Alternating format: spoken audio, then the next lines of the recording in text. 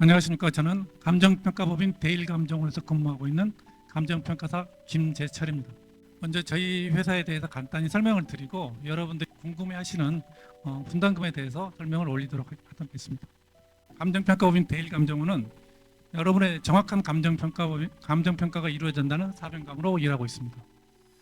저희 대일감정원은 동구는 역세권 재개발 정비사업의 수행을 위해서 혼신의 노력을 다할 것이며 성공적인 사업을 위해서 여러분과 늘 함께 하도록 하겠습니다. 다음 넘겨주세요.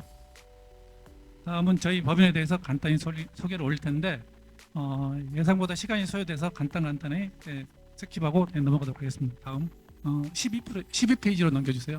저희 대일감정원은 지금으로부터 약 한 25년 전인 2000년 5월 18일 법인이 창립되어 현재는 감정평가사 약 220명 그리고 직원 240명 전체 약 465명이 전국 16개 본지사에서 근무하고 있는 대형 감정평가법인입니다.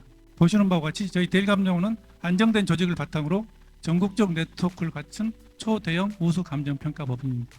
예, 전국 본지사 현황입니다. 다음 저희 대일감정원은 전문 분야에 따라 직능별 조직 체계를 구성하여 모든 업무에 대해 조직적 업무를 수행하고 있습니다. 저희 대일감정원이 감정평가 관련 법령집 발간한 내용을 간단히 소개해 올리겠습니다. 다음 저희가 재개발 재건축 관련 법령집을 발간한 바 있습니다. 다음 또한 부동산 전체 법령집을 또한 발간한 바 있습니다. 다음 그리고 그 이후에도 재개발 재건축 관련 법령집을 추가 업데이트해서 발간한 적이 있습니다. 다음 그리고 부동산 제도 전반에 대해서 알기 쉽게 설명할 수 있도록 알기 쉬운 부동산 제도라는 책자를 발간한 바 있습니다. 다음 또한 어업평가 관련해서 어업평가의 모든 손실 보상과 이론과 실무를 총망라한 책자를 또한 발간한 바 있습니다. 또한 저희 대일감정원에서 재개발 재건축 사업을 위한 안내서로서 정비사업과 사업성 분석이라는 책자를 또한 발간한 바 있습니다. 또한 저희가 대일감원이 국토교통부와 협동으로 해서 도시 및 정비사업 여행이라는 책자로 해서 상세하게 안내서를 또한 발간한 바 있습니다. 또한 저희가 부동산 제도, 세금 포함해서 부동산 제도 전반에 관한 책자를 또한 발간한 바 있습니다. 다음을 넘겨주십시오. 네. 그리고 저희가 2019년에는 도시 및 주거환경 정비법 관련 책자를 또한 발간한 바 있습니다. 마찬가지로 2023년에도 발간한 바 있고 그 다음으로는 저희 대일감정원에서 그동안 수행했던 정비사업 관련 감정평가 실적에 대해서 간단히 설명해 올리겠습니다. 다음 이문 제3구역 주택 재개발과 이하 사업장입니다. 다음을 넘겨주십시오. 보시는 바와 같이 전국의 수많은 사업장의 정비사업 감정평가를 수행한 바 있습니다. 맨 마지막으로 넘겨주십시오. 네. 지금 보시는 사업장들이 저희 대일감정원에서 감정평가했던 사업장입니다. 저희가 지금까지 안 나오는데 저희가 지금까지 약 한 2,000군데가 넘는 사업장을 감정평가를 수행했으며 맨 마지막 장으로 해주시면 될 것 같습니다. 했으며 현재 재건축 재개발되는 가장 큰 사업장인 현재는 송파구의 잠실 주공 5단지를 저희가 수행하고 있습니다. 그리고 마지막으로 우리 조합원님들이 가장 궁금해하는 분담금에 대해서 간단히 설명해 올리도록 하겠습니다. 맨 뒷장으로 넘겨주십시오. 네. 저희가 그동안에 현대아파트의 편입의 논의가 이루어지기 전에는 분담금에 대해서 개략적으로 3억, 4억, 5억, 6억 요 단위로 해서 각 조합원님들의 분담금을 추정을 했었는데요. 이번에 추가적으로 현대아파트 편입이 예정됨에 따라 추가적으로 단계를 더 상세히 나눠서 한번 개략적인 분담금이 어느 정도 될 건지 한번 추정해 보았습니다. 지금 여기 보시면 저희가 이제 개략적으로 기존에는 3억, 4억 요 구간을 나눴었는데 추가적으로 8억과 9억을 추가해서 현대아파트 주민분들께서 재건축에 참여하게 되면 개략적으로 분담금이 어느 정도 되는지 개략적으로 한번 추정해 본 내용입니다. 먼저 요 감정평가액 요 금액은 나중에 실제로 사업이 진행이 되면 저희 감정평가사들이 우리 조합원님 댁을 가가호 방문해서 각 조합원님 주택이 어느 정도 관리가 돼 있고 인테리어가 어느 정도 돼 있는가를 반영을 해서 감정 평가를 할 건데요. 현재 요 감정 평가 얘기라고 하는 거는 여러분들이 가지고 있는 공부 서류, 건축물 대장이라든가 등기부 등본에 의해서만 탁상에 의해서 산출된 금액이다라는 걸 먼저 말씀드리고요. 그다음에 요 비례율이라고 하는 거는 한마디로 사업성입니다. 사업성. 요 사업을 함으로 인해서 사업성이 어느 정도가 좋은지 나쁜지가 수치로 나타내는 게 비례율이라고 할 수 있겠습니다. 통상적으로 비례율이 100%를 기준으로 해서 100%가 넘어가면 사업성이 좋다고 보고요. 100% 미만으로 보면 사업성이 조금 떨어지는구나라고 생각을 하시면 큰 무리는 없을 것 같습니다.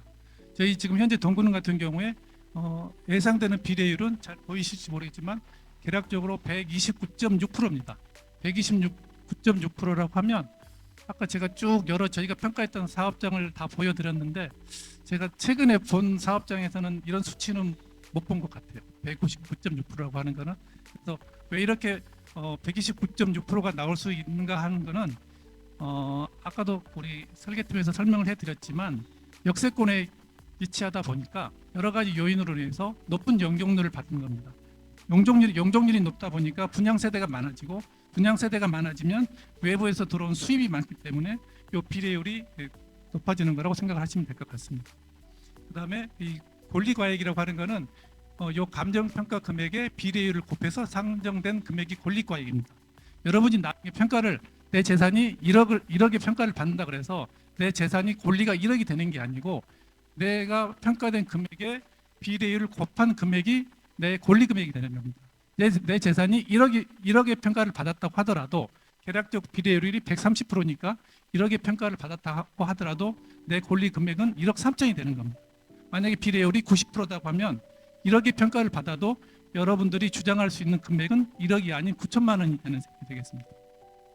그리고 현재 이 공급 면적은 나중에 추후에 짓는 아파트가 되겠습니다. 현재는 15평, 19평, 24평, 35평을 기준으로 한 거고요.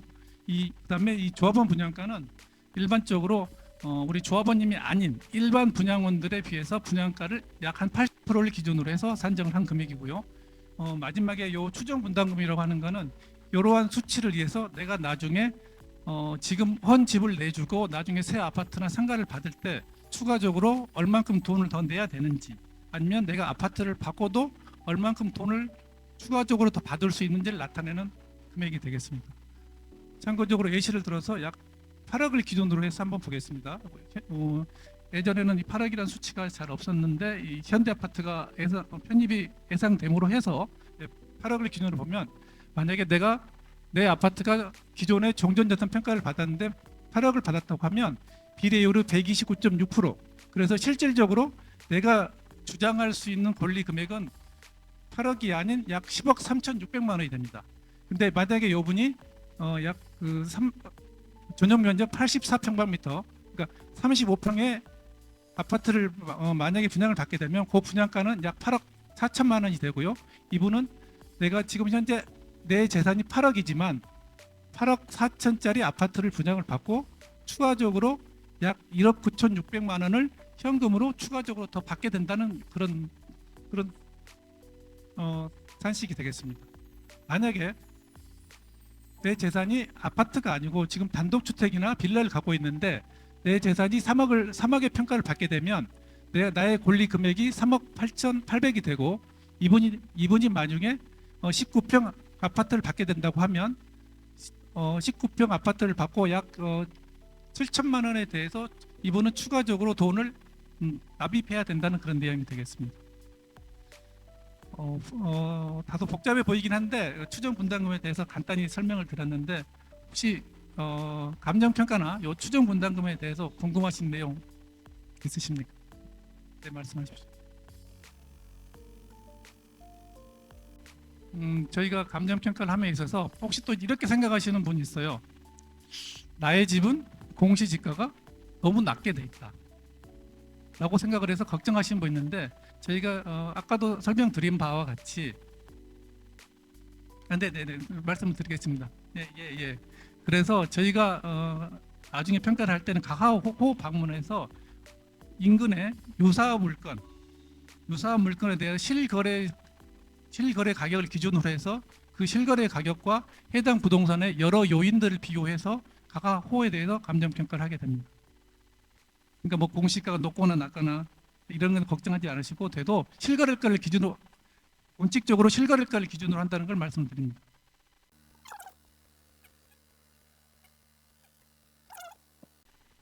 그러니까 일반적으로 이렇게 생각하시면 됩니다.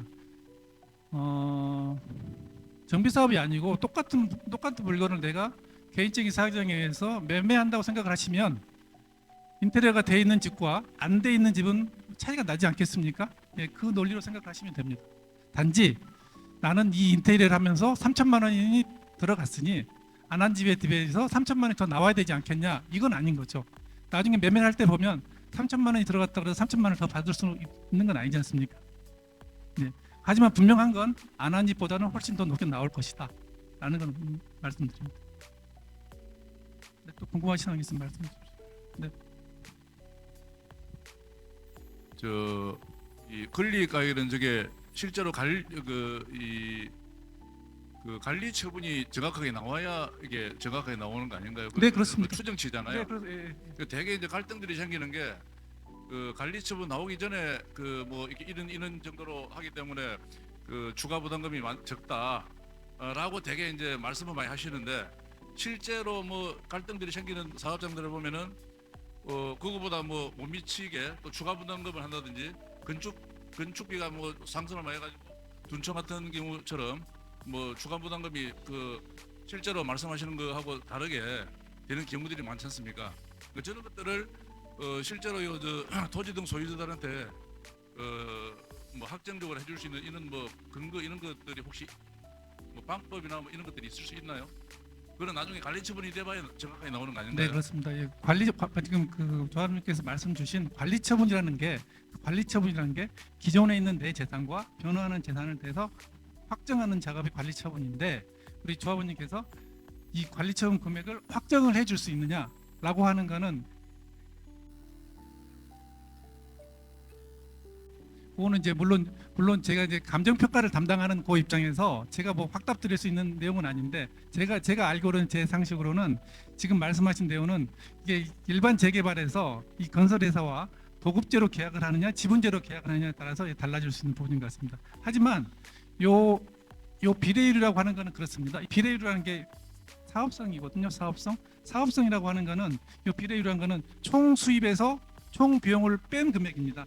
총 수입에서 총 비용을 빼서 총 원가로 나눈 건데 총 비용을 줄이려면 뭐냐면은 비례율을 높이려면 방금 저번에 말씀하신 대로 둔촌주공처럼 사업이 쭉 늘어지면 건축비가 많이 올라가잖아요. 건축비가 많이 올라가면 원가가 올라가면은 비례율이 떨어지면 권리가액이 낮아지는 문제가 발생됩니다. 그렇습니다. 근데 설계팀이나 감정평가사인 저희들이 지금 현재 상태로 해서 시뮬레이션을 해봤을 때는 이 정도 비례율이 가능하다하고 저희가 추정하고 있는 정도입니다. 뭐 특별한 질의사항 없으시면 이상 수고 많으셨습니다. 마치도록 하겠습니다. 감사합니다.